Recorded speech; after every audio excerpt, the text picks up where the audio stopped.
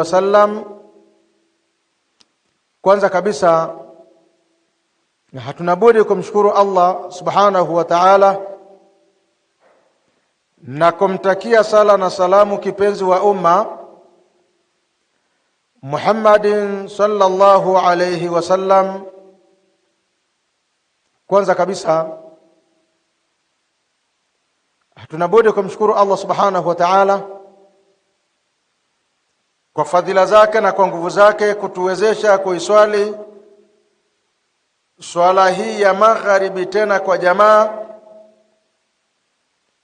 Kwa hakika hii ni neema miongoni mwa neema tulizoneemeshwa na Allah subhanahu wa ta'ala, kwani kuna wengi ambao na wao waliweka nia ya kuiswali swala hii ya magharibi, lakini kabla ya magharibi wakawa wamepata dharura za kisheria. Kuna ambao wameumwa ghafla, kuna ambao wamepata ajali, hawakuweza kuidiriki swala ya magharibi kama walivyokuwa wamekusudia. Lakini kuna ambao wamefariki kabisa baada ya kuiswali swalatul asri, wakawa wamefariki na wakaelekea kwa Allah subhanahu wa ta'ala. Lakini mimi na wewe Allah subhanahu wa ta'ala ametujalia tukawa ni wenye kuiswali swala ya magharibi tena kwa jamaa. Kwa hakika hii ni neema, na kwa neema hii kwa hakika tunatakiwa kumshukuru Allah subhanahu wa ta'ala. Lakini pia kuna ambao hawakuona umuhimu wa kuja kuiswali swala ya magharibi, wakabaki katika mapumziko yao, wakabaki katika kazi zao na majukumu yao. Hawakuona umuhimu wa kuja kukaa, wa umuhimu wa kuja kumwabudu Allah subhanahu wa ta'ala, wakaona mapumziko ni bora kuliko swala, au wakaona majukumu ni bora kuliko swala. Lakini wewe ukaona swala ni bora kuliko kila kitu, umesimamisha mambo yako yote ukaja kumwabudu Allah subhanahu wa ta'ala. Kwa hakika hii ni neema, na kwa neema hii Muislamu unatakiwa kumshukuru Allah subhanahu wa ta'ala. Lakini pili, hatuna budi kumshukuru Allah kwa kutujalia kubakia katika kikao hiki cha kheri, kikao cha kusikiliza maneno ya Allah subhanahu wa ta'ala, kikao cha kusikiliza maneno ya Mtume sallallahu alaihi wasallama, kikao cha kusikiliza maneno ya dini kwa ujumla. Wengi katika Waislamu wa leo kukaa na kusikiliza mawaidha anaona ni jambo la kupoteza muda, anaona ni jambo ambalo halina faida na yeye, anaona ni jambo ambalo limepitwa na wakati. Lakini Muislamu anaweza akakaa muda mrefu anasikiliza mpira au anaangalia mpira, dakika 90 anaangalia vizuri, na baada ya hapo yawezekana akahadithia namna mpira ulivyochezwa, nani hakucheza vizuri, namna goli lilivyofungwa, anakuelezea vizuri, kwa sababu hata muda wa kulala hakuwa ni mwenye kulala, alikuwa yuko makini kuangalia na kusikiliza mpira. Tena huko mpirani yawezekana ni sehemu imeandaliwa, anatoa kiingilio, anatoa pesa yake kwa ajili ya kwenda kuangalia mpira, kwa ajili ya kwenda kutazama mpira.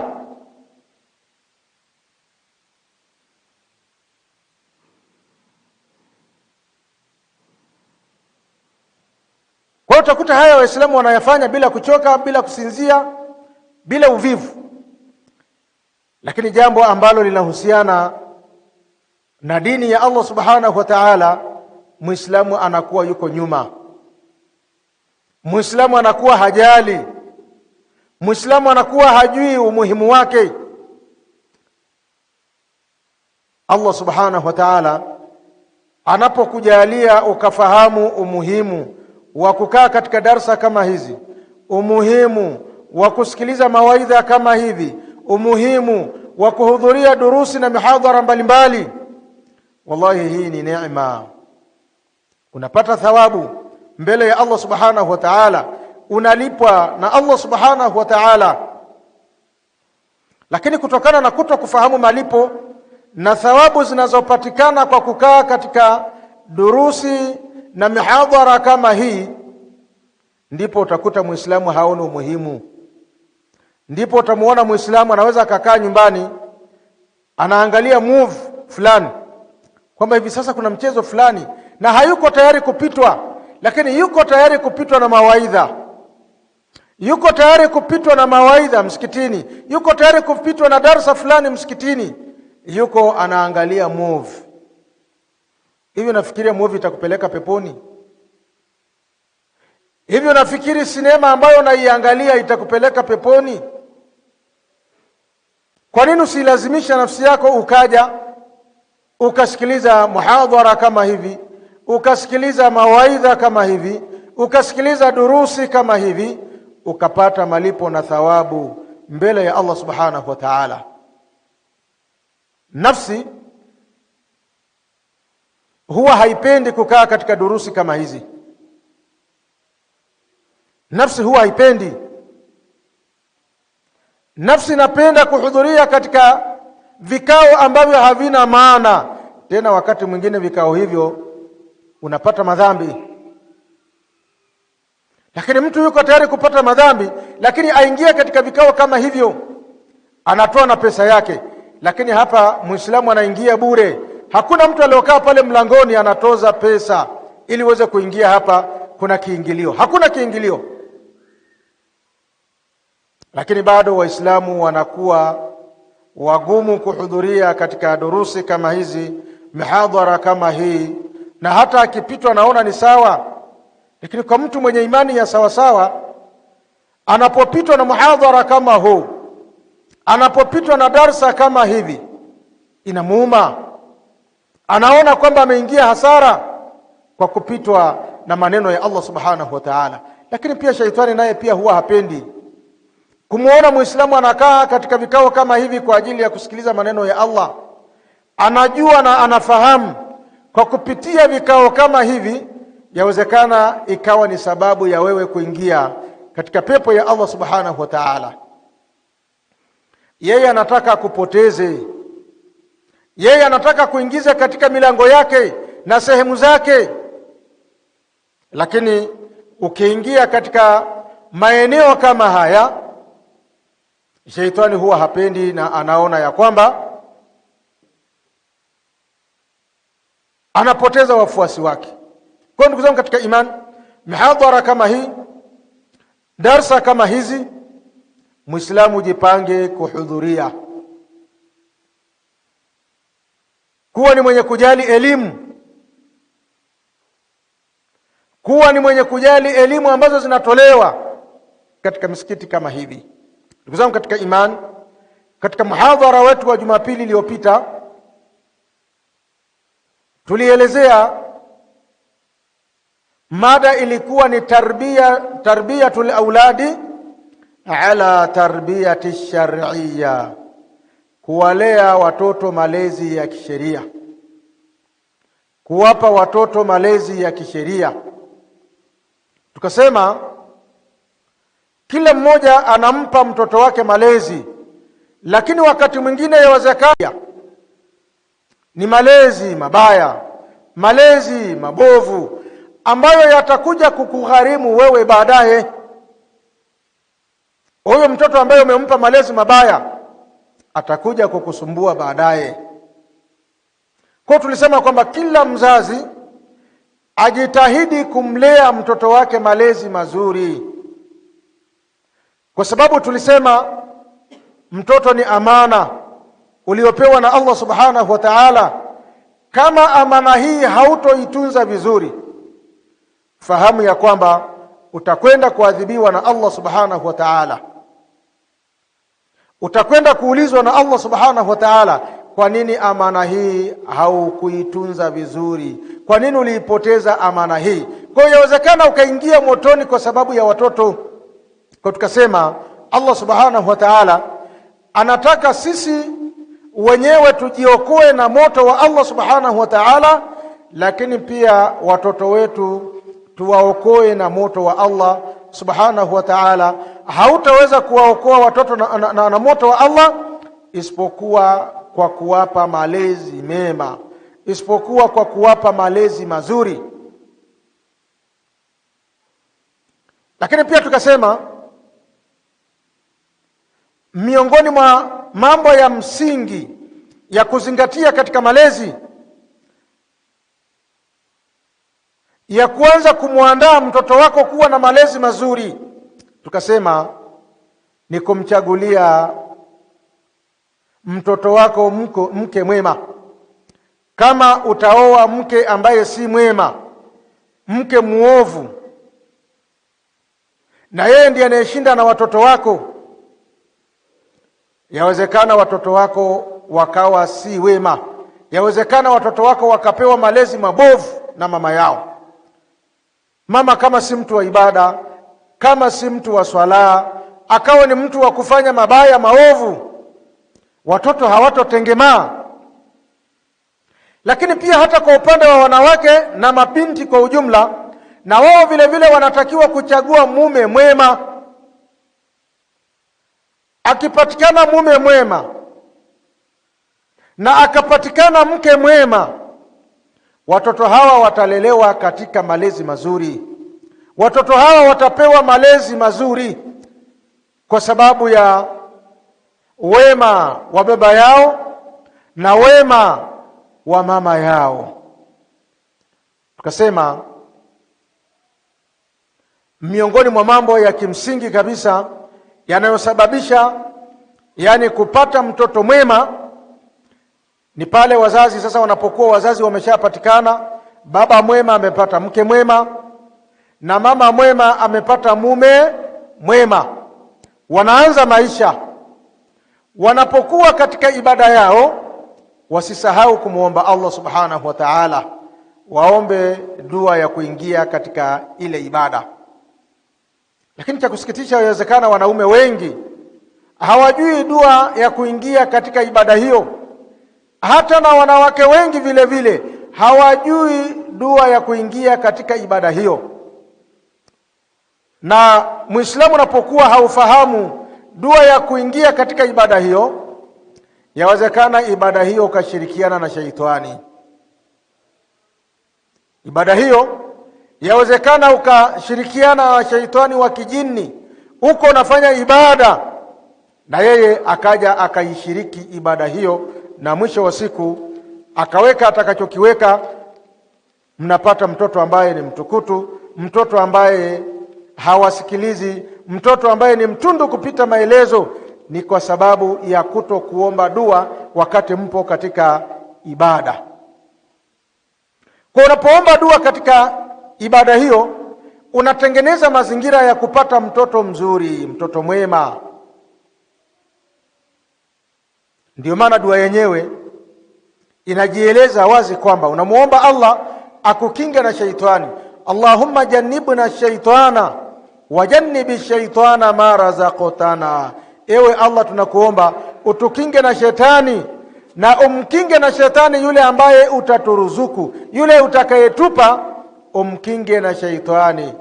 Mtume anasema ikiwa watu hawa watakadiriwa na Allah subhanahu wa ta'ala kupata mtoto katika ibada hiyo, kwa kupitia ibada hiyo, mtoto huyo hatodhuriwa na shaitani abadan, milele.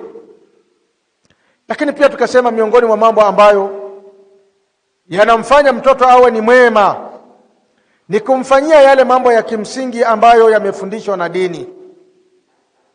Tukasema mfano wa kumwadhinia mtoto, anapozaliwa mtoto muadhinie. Miongoni mwa mambo ya msingi kumfanyia mtoto ni kumfanyia hakiki ile siku ya 7. Mtoto wa kiume anachinjiwa mbuzi wawili, mtoto wa kike anachinjiwa mbuzi mmoja siku ya 7. Imeshindikana siku ya 7, atafanyiwa siku ya 14. Imeshindikana siku ya 14, atafanyiwa siku ya 21. Tukasema katika siku hiyo ya 7 au ya 14 au ya 21, wakati anafanyiwa hakiki, atanyolewa nywele zake, na zile nywele zitakwenda kupimwa kwamba zina gramu gani, zina gramu ngapi, kisha zitakuwa ni zenye kutolewa sadaka. Lakini pia miongoni mwa mambo ya muhimu kuyafanya katika hiyo siku ya 7 au 21 au 14 au 21 au baada ya hapo, ni kumpa mtoto jina zuri, jina lake mwenyewe, kumchagulia mtoto jina zuri. Tukasema majina yana athari. Hata Mtume sallallahu alaihi wasallama alikuwa akiwabadilisha maswahaba majina. Wale ambao walikuwa na majina mabaya, Mtume anawabadilisha majina, anawapa majina mazuri. Kwa tukasema kule kuzoea, kwamba watu wameshazoea mtoto akizaliwa usiku anaitwa cha usiku, akizaliwa wakati wa shida anaitwa shida, wakati wa tabu anaitwa tabu. Tukasema kwamba hayo sio majina mazuri. Mtoto wa Kiislamu anatakiwa achaguliwe jina zuri, aitwe jina zuri, kwa sababu majina yana athari. Lakini pia tukasema miongoni mwa mambo ya kimsingi kabisa kumfanyia mtoto ni kuwaombea watoto dua kwa Allah subhanahu wa ta'ala, wawe ni wema.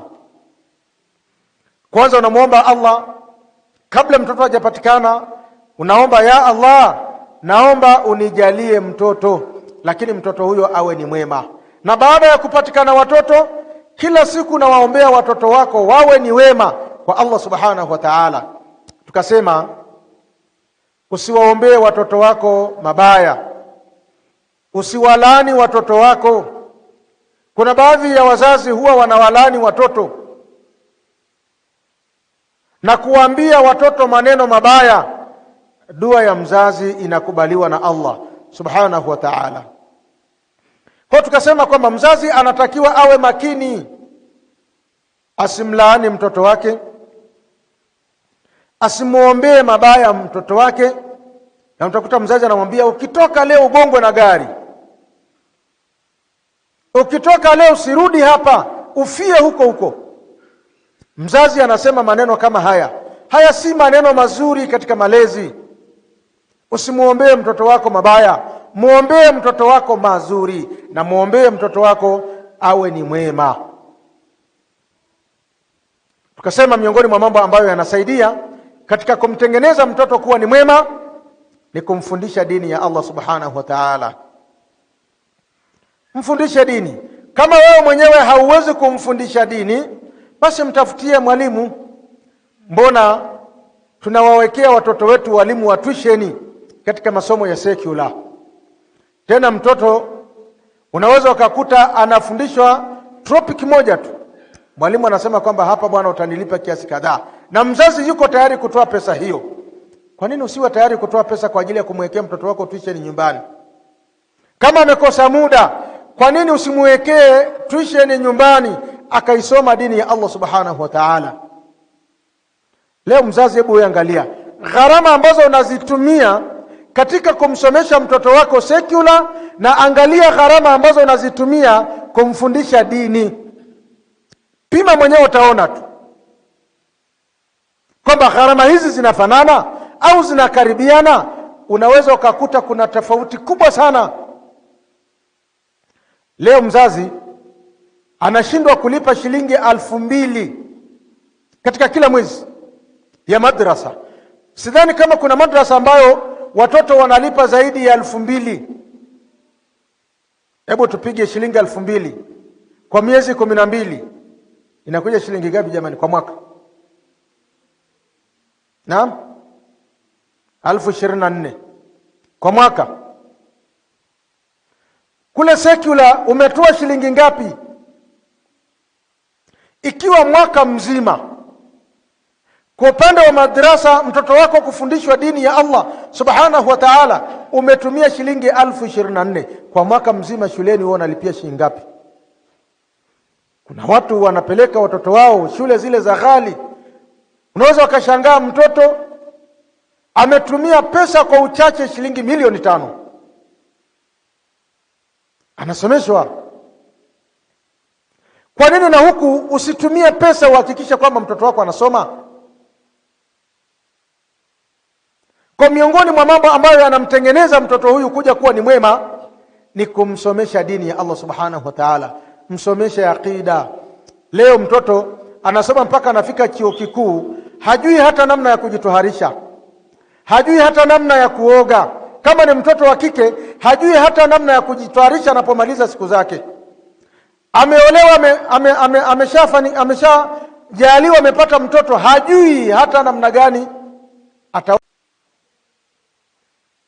Zamani, kutokana na namna watu walivyokuwa wanapuuza kujifunza dini, wanawake walikuwa wanakwenda kutoharishwa na mashekhe. Mwanamke amejifungua, amekaa, amemaliza 40 yake, anaitwa shekhe kwa ajili ya kwenda kumtoharisha. Tena mtu anafika pale, anaenda kumleta shekhe, bwana shekhe, karibu nyumbani. Hapa ndio nyumbani, mke wangu ndio huyo hapa, mimi nawahi kazini, kwa hiyo wewe utaendelea tu kuhakikisha kwamba anakuwa tohara. Shekhe anaingia bafuni na mke wa mtu. Haya yalikuwepo. Yani tukieleza haya watu wanafikiri ni maneno ya kutunga. Haya yalikuwepo. Yule mwanamke hata namna ya kunuia yeye hajui, na wakati huo unaambiwa ni lazima ujue namna ya kutamka nia. Hasa wanaanza, shekhe anaingia bafuni na mwanamke wa mtu, shekhe anaanza kummwagia maji, anasema nawaitu rafa alhadathi hadathi alakbar. Anamwagia maji, anamaliza, anatoka. Ukija kuangalia kwa makini, aliyenuia si aliyeoga. Aliyeoga hajanuia. Aliyenuia hapa ni nani? Shekhe ndo anasema nawaitu, ninanuia rafu alhadath alakbar, nanuia kuondosha hadathi kubwa. Aliyenuia hapa ni nani? Ni shekhe. Shekhe kaoga? Hapana. Aliyeoga ni mwanamke, aliyenuia ni shekhe. Kisha shekhe anarudi huko, anamwambia endelea kuoga, yeye anarudi kuendelea kunywa chai yake pale na kile kilichoandaliwa. Mambo haya yalikuwepo kwa sababu mwanamke wa Kiislamu hajui hata namna ya kujitoharisha. Ndiyo mabinti wengi wa Kiislamu, yani binti atasoma dini akiwa darasa la kwanza, la pili, la tatu, la 4, la 5, la 6, la 7, akiingia form 1 hana muda wa kwenda madrasa. Atasoma form 1 mpaka form 4. Hajui hata namna ya kujitoharisha, hajui hata namna ya kufanya ibada. Atakwenda olevo, atakwenda mpaka chuo kikuu, atasoma mpaka anamaliza, hajui hata namna gani anajitoharisha, hajui. Hii ni aibu ndugu zangu katika imani. Kama tunatumia pesa nyingi kwa ajili ya elimu ya kidunia, kwa nini tusitumie pesa nyingi kwa ajili ya elimu ya dini? Sisemi kwamba watu wasisome dini. Sisemi kwamba watu wasisome secular. Wasome. Tunahitaji kupata madaktari. Tunahitaji kupata wakandarasi watakaoweza kujenga barabara, watakaoweza kujenga misikiti kama hii. Tunahitaji. Kwa watu wanatakiwa wasome, lakini hata na dini pia watu hawa wanatakiwa wasome, waijue dini ya Allah subhanahu wa ta'ala. Mkandarasi anayemjua Allah subhanahu wa ta'ala atafanya kazi yake kwa uadilifu, hata rushwa hatotaka. Daktari anayemfahamu Allah subhanahu wa ta'ala atafanya kazi yake vizuri, hata rushwa hatotaka, kwa sababu anajua hii ni kazi yangu na hii ni ibada. Kwa ndugu zangu katika imani, ili watoto wetu wawe ni watoto wema, tuwafundishe dini ya Allah subhanahu wa ta'ala. Ama muhadhara wetu wa leo, tutaendelea kutaja alwasailu allati naslukuha litahqiqi tarbiyati ala alawlad, njia ambazo tunatakiwa kupita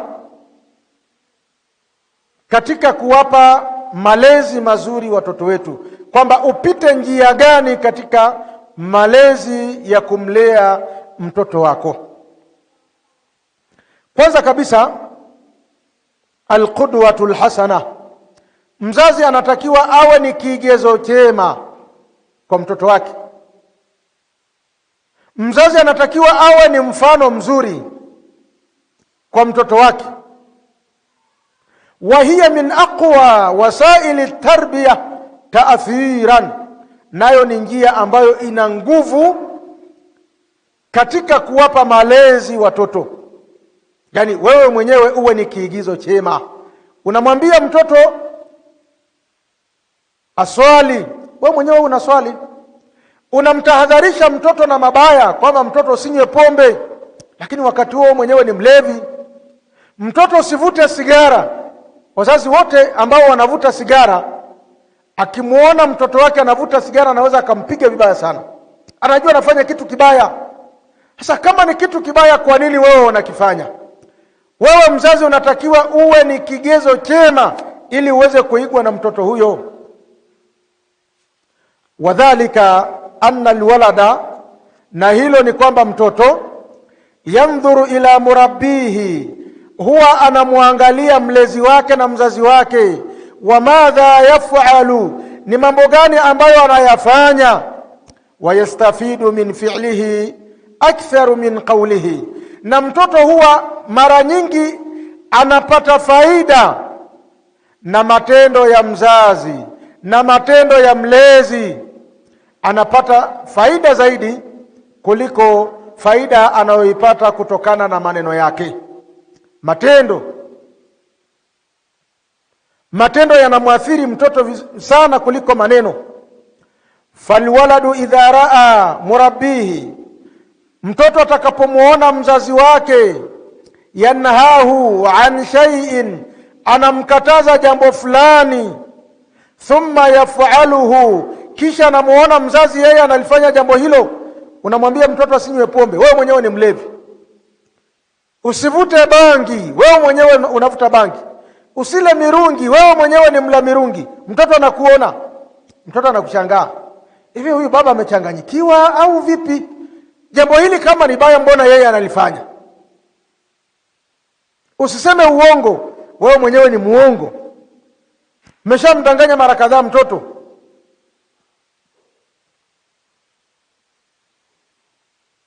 Mtoto ataachaje jambo hilo ikiwa wewe mwenyewe unalifanya?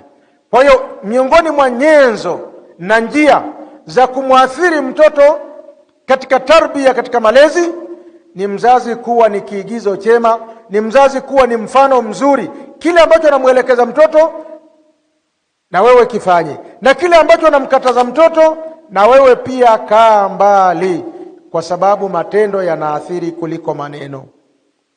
Jambo la pili, almuraqabatu walmulahadhatu, ni kumchunga na kumfuatilia mtoto.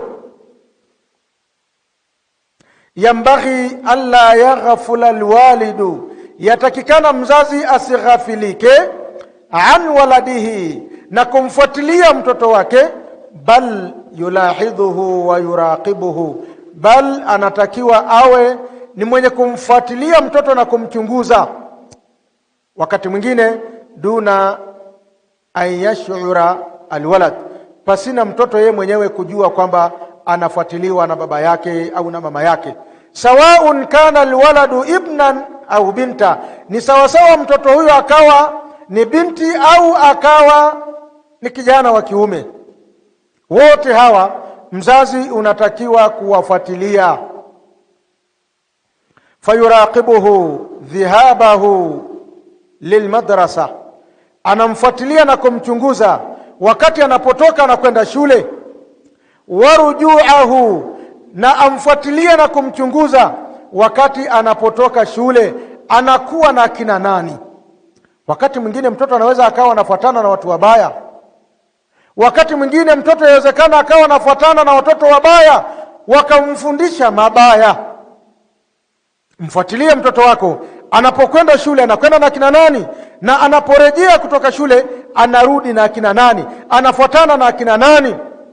Lakini vile vile mfuatilie hata na madaftari yake, yakague anapokwenda shule anaandika au haandiki, anasoma au haandiki, na mambo mengine fuatilia. Kuna watu ambao hawafuatilii watoto wake kabisa. Kuna watu ambao hawana muda wa kufuatilia watoto. Mtoto anatoka muda anaoutaka na anarudi muda anaoutaka, awe ni wa kiume au ni wa kike, haulizwi jambo lolote. Miongoni mwa nyenzo na njia za kufanikiwa katika malezi ya kumlea mtoto malezi mazuri, kuwa na tabia ya kumfuatilia mtoto wako anakuwa na akina nani. Kuna watoto wadogo wanavuta bangi na wanawashawishi wenzao ili waweze kuwa ni wavuta bangi. Kwa mtoto wako kama anakuwa anatembea na wavuta bangi, itafikia mahala na yeye atakuwa ni mwenye kuvuta bangi. Utakuja kushangaa kwamba mtoto wako ni mvuta bangi. Ndugu zangu katika imani, nukta nyingine ni akhtau fi tarbiyatil auladi, makosa yanayofanyika katika malezi, makosa yanayofanyika katika kuwalea watoto. Kuna baadhi ya wazazi na baadhi ya walezi ambao wanakosea katika malezi, na kutokana na kukosea kwao mtoto anakuwa ni mwenye kuharibika. Miongoni mwa makosa ambayo yanafanyika katika malezi ni atardu min albaiti, ni kumfukuza mtoto nyumbani.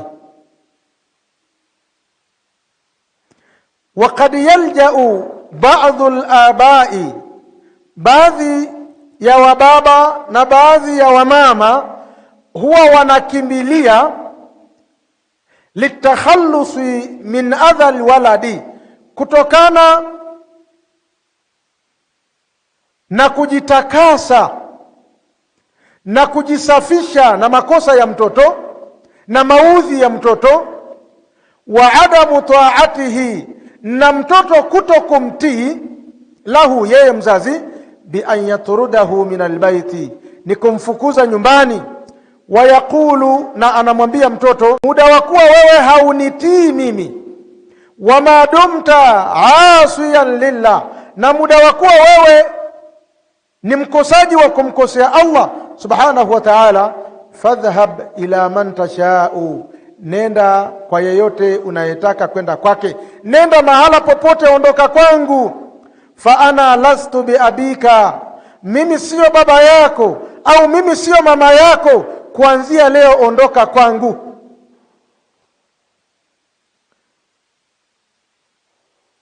Ndugu zangu katika imani, linuqarin baina mafsadati julusihi fil bait, tupime na tuangalie kati ya mabaya yanayopatikana kwa yeye kukaa nyumbani, maastimrari nusuhihi wa tahadhirihi, pamoja na kuendelea kumnasihi na kumtahadharisha na mabaya hayo, wa baina mafsadati tardihi min albayt, na kati ya ubaya wa kumfukuza na kumuondoa nyumbani. Haya yote ni makosa. Akiendelea kukaa nyumbani akawa ni mwenye kufanya makosa na maovu yake ambayo anayafanya, na wewe unaendelea kumpa nasaha na kumtahadharisha na kumfukuza na kumuondoa nyumbani, lipi ambalo ni baya zaidi? Kumwacha nyumbani au kumfukuza kwa sababu ni mbaya aondoke? Lenye unafuu ni lipi? Naam, lenye unafuu ni kubaki. Ndugu zangu katika imani, idha turida min albayti man alladhi sayuwihi, atakapofukuzwa nyumbani ni akina nani watakaompokea na kumuhifadhi? Watakaompokea na kumuhifadhi ni akina nani? Bila shaka asdiqauhu al-ashraru, ni wale marafiki zake waovu waliomfundisha huo uovu, ndio watakaompokea na kukaa nao. na kuendelea kumweleza mambo mbalimbali. Mwisho wa siku anaharibika kabisa kabisa kabisa, moja kwa moja.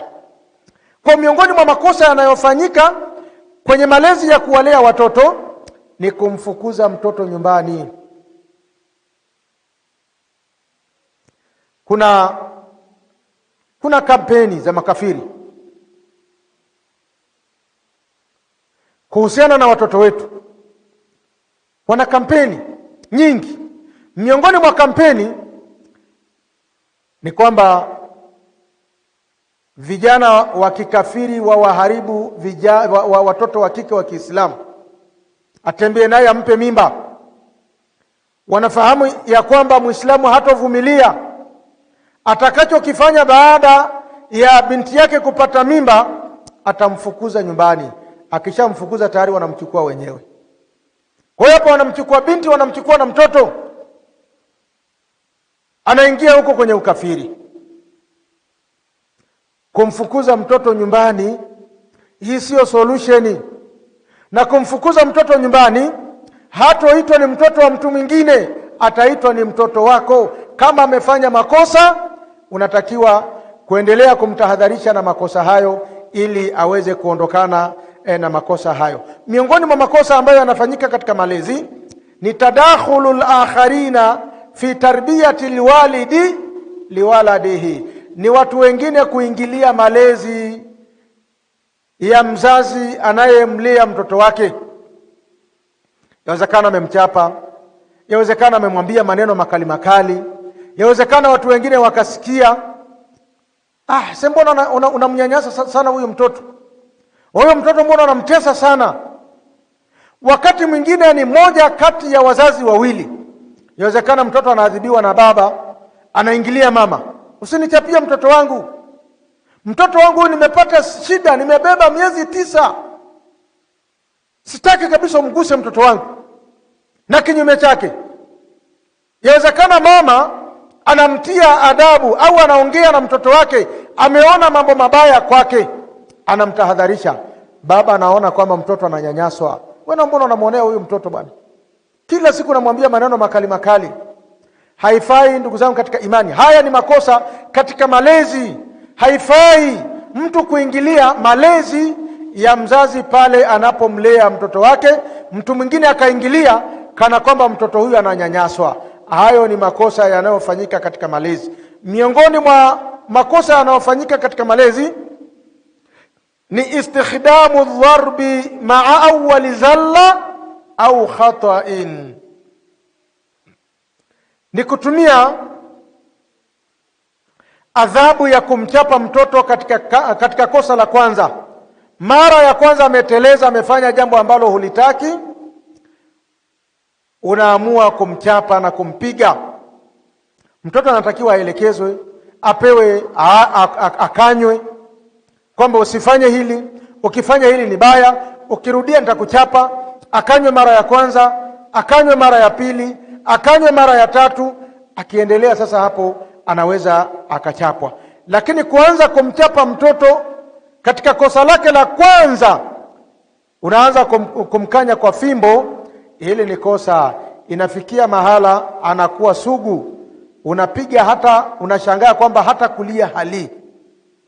Unamchapa mtoto kwa fimbo ya kutosha, lakini hata machozi hayatoki, ameshakuwa sugu. Tena wakati mwingine anakwambia ukitaka kuniua niue kabisa. Ameshazoea na ameshakuwa sugu. Wakati mwingine mtoto anaweza akajirekebisha kwa maneno, si lazima umchape.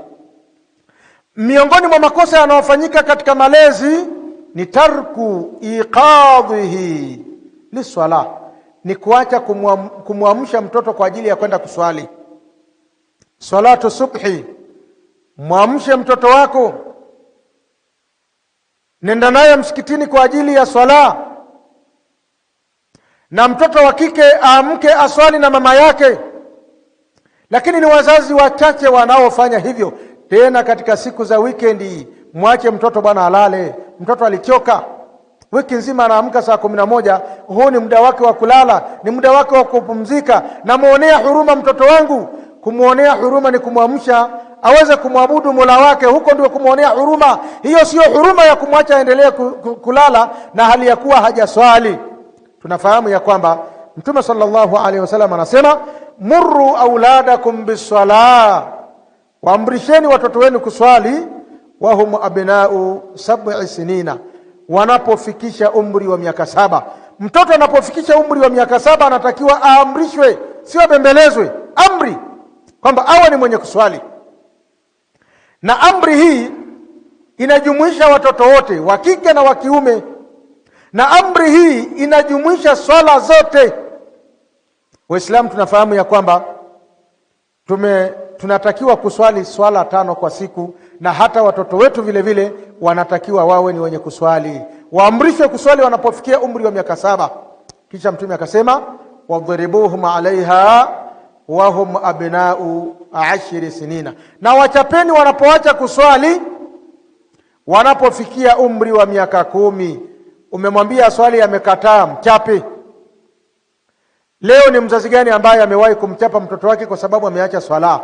Mtoto atachapwa kwa sababu hajaenda shule, mtoto atachapwa kwa sababu hajafanya homework, mtoto atachapwa kwa sababu amevunja chombo. Lakini mtoto amechapwa kwa sababu hajaswali. Leo ninakuadhibu kwa sababu hujaswali. Ni mara chache sana, au ni wazazi wachache ambao wanafanya hivyo. Kwa miongoni mwa makosa tunayoyafanya ni kutokuamsha watoto wetu tukaswali nao salatul fajiri, swala ya alfajiri. Una watoto watatu unatoka nao unakwenda msikitini. Watoto wa kike nao pia wanaamka wanaswali na mama yao. Majumba yetu yatakuwa na furaha, majumba yetu yatakuwa na amani kwa kuabudiwa Allah subhanahu wa ta'ala. Ndugu zangu katika imani, miongoni mwa makosa tunayoyafanya katika malezi ni tafdhilu baadhi al-auladi ala al-akharina, ni kuwafadhilisha, ni kuwaona bora baadhi ya watoto kuliko wengine. Mtoto wangu bwana ni fulani bwana, ama wewe, mimi sikuelewi bwana, mtoto wangu ni fulani, huyu ndio mtoto wangu, lakini wewe sikutambui. Haya ni makosa. Kumuona mtoto ni bora kuliko watoto wengine, kuwaona watoto wengine ni bora kuliko wengine, haya ni makosa katika malezi. Huyo mtoto anakuwa akijua ya kwamba mimi nilikuwa nikipuzwa na kudharauliwa na baba yangu, mpaka anakuwa mkubwa. Hata pale anapokuwa amefanikiwa katika maisha yake, yawezekana simwangalie baba wala mama, kwa sababu hawa walikuwa wananidharau na walikuwa wanamuona fulani ndio bora. Unatengeneza tabaka katika watoto wako, na hili si jambo zuri. Miongoni mwa makosa ambayo yanafanyika katika malezi ni alkadhbu ala alwaladi, ni kumdanganya mtoto bihujjati iskatihi, kwa hoja ya kumnyamazisha, min albukai, kutokana na kulia. Nyamaza, nitakupa pipi. Ananyamaza lakini pipi hapewi. Au litarghibihi fi amrin ma, au unampendezesha apende kufanya jambo fulani. Fanya vizuri katika mitihani yako, nitakupa zawadi. Amefanya vizuri katika mitihani yake, zawadi humpi. Na haya ndugu zangu katika imani yanafanyika kwa wazazi wengi, yanafanyika na walezi wengi. Leo ni mara ngapi unamnyamazisha mtoto wako anyamaze, unamwambia kuna kitu utampa lakini haumpi. Haya ni makosa katika malezi. Umemwambia mtoto nyamaza, nitakupa pipi, mnunulie pipi yake. Umemwambia mtoto ukijitahidi nitakupa zawadi, mpe zawadi yake. Kuwa ni mkweli, na mpaka mtoto anajua kwamba baba yangu ni mkweli, akikuahidi kitu ni kweli atakupa. Lakini mara nyingine watoto wanajua kabisa kwamba baba. Nimepita katika msikiti fulani, watoto wametoka kwenye saa 7 kasoro hivi, wametoka madrasa. Mwalimu anawaambia baadhi ya watoto, baba yenu amenipigia simu, ameniambia subirini, atakuja kuswali adhuhuri hapa, mtaondoka naye, kwa hiyo msubirini. Watoto wanasema mwalimu hamjui baba, baba ni muongo, huyo atakuja hapa hatakuja, baba muongo. Watoto wanasema maneno haya, baba ni muongo, kwa hiyo baba usimsikilize, ni muongo yule. Kwa mpaka watoto wamejua kwamba baba ni muongo, ni kwamba umewadanganya sana katika baadhi ya mambo. Ndugu zangu katika imani, miongoni mwa makosa yanayofanyika katika malezi ni almubalaghatu fi ihsani dhanni bilwaladi, ni mtu kumwamini mtoto wake kupita maelezo. Yani kama ana msichana wake anapita na watoto wa kiume, sema mtoto wangu huyo anaga tabia za kijingajinga bwana, hata kama yuko na wao vijana wa kiume hamna shida. Au mtoto wa kike anakuja na watoto wa kiume, hawa ninasoma nao darasa moja, tunasoma pamoja hapa, tunajiandaa, mtoto wa kike na watoto wa kiume. Mzazi anasema bwana, mtoto wangu namwamini, hana shida huyu. Haya ni makosa makubwa katika malezi. Usimwamini mtoto kupita maelezo, usimwamini mtoto sana, atakuja kukufanyia jambo, utakuja kuanguka na pressure na utakufa. Usimwamini mtoto kwa asilimia zote. Ndugu zangu katika imani, yanayofanyika katika makosa yanayofanyika katika malezi ni mengi, lakini kutokana na muda, na tulisema kwamba leo tutaachia muda kidogo kwa ajili ya maswali. Nafikiri hapo tutakuwa tumefikia mwisho wa muhadhara wetu. Lakini ndugu zangu katika imani, swala la malezi ni swala la msingi. Tuwalee watoto wetu katika malezi mazuri. Leo malezi tumewaachia swara. Hawa watoto wako watalelewa kina swara na swara. Jamani, mkitaka kwanza kula, mtakula kwa mazingira haya. Mkimaliza kula, mtafanya hivi. Atawaelekeza watoto, kwa sababu ndio anayeachiwa, anashinda na watoto masaa mengi. Ndipo mtoto anakuwa ni chotara wa dini. Yaani kwenye unaswara hayupo, kwenye Uislamu hayupo, ni chotara wa dini. Na watoto wengi wako katika mazingira hayo. Malezi tumewaachia watu ambao hawajui malezi. Mnaswara tangu lini atamlea mtoto wako katika mazingira mazuri? Au yawezekana hata akawa ni Muislamu lakini hajui malezi. Ndio anashinda na watoto wako mchana kutwa, unarudi usiku umechoka, mama amechoka, wewe umetoka kazini na yeye ametoka kazini, hawana muda hata wa kukaa kuongea na watoto wao, kujua hata watoto wana changamoto gani. Watu hawana muda huo, wamewaachia wafanya kazi. Ndugu zangu katika imani, tutilie umuhimu malezi ya kuwalea watoto wetu, ili tutengeneze jamii itakayomtambua Allah subhanahu wa ta'ala, na watoto watakao kutambua hata wewe mwenyewe baadaye utahitaji utambuliwe na usaidiwe. Lakini watoto hawa kama hawana malezi, hawatojua thamani yako. Ndio unakuta watoto wako umewasomesha secular, wana pesa za kutosha, wanaona mzee anatusumbua, tutafute mahala tumpeleke katika vituo vya kuwalea wazee, sisi tutalipa pesa akakae huko kwa sababu anatusumbua hapa nyumbani. Watakuondoa kweli? Watakupeleka huko kweli ukateseke huko? Wao watalipa pesa tu, kwa sababu hawajui thamani yako, kutokana na kwamba wewe haujawapa malezi mazuri ya kumtambua Allah subhanahu wa ta'ala, ya kuitambua dini ya Allah subhanahu wa ta'ala, lakini pia kukutambua wewe. Subhanakallahumma wa bihamdika, ashhadu an la ilaha illa anta, astaghfiruka wa atubu ilaika.